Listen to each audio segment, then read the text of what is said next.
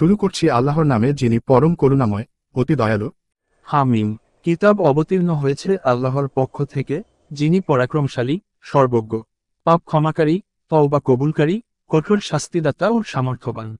তিনি ব্যতীত কোনো উপাস্য নেই, তার দিকে হবে প্রত্যাবর্তন। কাফেরাই কেবল আল্লাহর আয়াত সম্পর্কে বিতর্ক করে, কাজেই নগরীসমূহে তাদের বিচরণ যেন আপনাকে বিভ্রান্তিতে না ফেলে। তাদের পূর্বে নূহের সম্প্রদায় মিথ্যারোপ করেছিল, আর তাদের পরে অন্য অনেক দল ও প্রত্যেক সম্প্রদায় নিজ নিজ পয়গম্বরকে আক্রমণ করার ইচ্ছা করেছিল এবং তারা মিথ্যা বিতর্কে প্রবৃত্ত হয়েছিল, যেন সত্য ধর্মকে ব্যর্থ করে দিতে পারে। অতঃপর আমি তাদেরকে পাকড়াও করলাম। কেমন ছিল আমার শাস্তি! এভাবে কাফেরদের বেলায় আপনার পালনকর্তার বাক্য সত্য হল যে, তারা জাহান্নামী। যারা আরশ বহন করে এবং যারা তার চারপাশে আছে, তারা তাদের পালনকর্তার সপ্রশংস পবিত্রতা বর্ণনা করে, তার প্রতি বিশ্বাস স্থাপন করে এবং মুমিনদের জন্য ক্ষমা প্রার্থনা করে বলে, হে আমাদের পালনকর্তা, আপনার রহমত ও জ্ঞান সবকিছুতে পরিব্যাপ্ত। অতএব যারা তওবা করে এবং আপনার পথে চলে, তাদেরকে ক্ষমা করুন এবং জাহান্নামের আযাব থেকে রক্ষা করুন। হে আমাদের পালনকর্তা, আর তাদেরকে দাখিল করুন চিরকাল বসবাসের জান্নাতে, যার ওয়াদা আপনি তাদেরকে দিয়েছেন, এবং তাদের বাপ-দাদা, পতি-পত্নী ও সন্তানদের মধ্যে যারা সৎকর্ম করে তাদেরকে। নিশ্চয় আপনি পরাক্রমশালী, প্রজ্ঞাম, এবং আপনি তাদেরকে অমঙ্গল থেকে রক্ষা করুন। আপনি যাকে সেদিন অমঙ্গল থেকে রক্ষা করবেন, তার প্রতি অনুগ্রহই করবেন। এটাই মহাসাফল্য। যারা কাফির তাদেরকে উচ্চস্বরে বলা হবে, তোমাদের নিজেদের প্রতি তোমাদের আজকের এ ক্ষোভ অপেক্ষা আল্লাহর ক্ষোভ অধিক ছিল, যখন তোমাদেরকে ঈমান আনতে বলা হয়েছিল, অতঃপর তোমরা কুফরি করছিলে। তারা বলবে, হে আমাদের পালনকর্তা, আপনি আমাদেরকে দুবার মৃত্যু দিয়েছেন এবং দুবার জীবন দিয়েছেন। এখন আমাদের অপরাধ স্বীকার করছি। অতঃপর এখন ও নিষ্কৃতির কোনো উপায় আছে কি?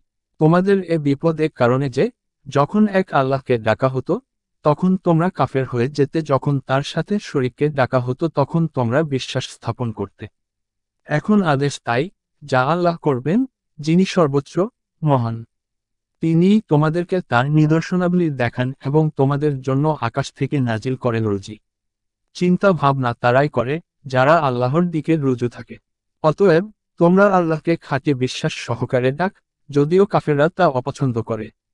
তিনি সুউচ্চ মর্যাদার অধিকারী, আরশের মালিক, তার বান্দাদের মধ্যে যার প্রতি ইচ্ছা তত্ত্বপূর্ণ বিষয়াদি নাজিল করেন, যাতে সে সাক্ষাতের দিন সম্পর্কে সকলকে সতর্ক করে।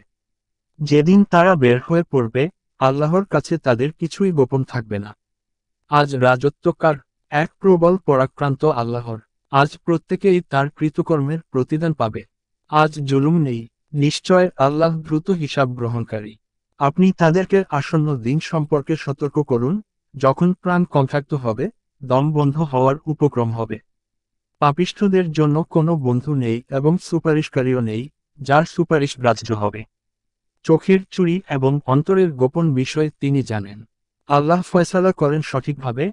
আল্লাহর পরিবর্তে তারা যাদেরকে ডাকে, তারা কিছুই ফয়সালা করে না।